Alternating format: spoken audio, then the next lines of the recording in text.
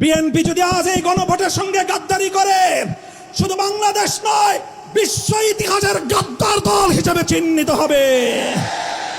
বিএনপিকে বলতে চাই, আপনারা ঐতিহ্যের 50 বছরের রাজনীতিকে বিশ্বাসঘাতকতা করবেন না। শহীদ জিয়াউর রহমান, বেগম খালেদা জিয়ার আদর্শের সঙ্গে গাদ্দারি করে বিএনপি টিকতে পারবে না। বাংলাদেশি জাতীয়তাবাদ এবং বাংলাদেশের স্বাধীন জাতিসত্তার যে আকাঙ্ক্ষা, সে আকাঙ্ক্ষাকে যদি বৃদ্ধাঙ্গুলি দেখান, আপনাদের অস্তিত্ব বিলীন হয়ে যাবে।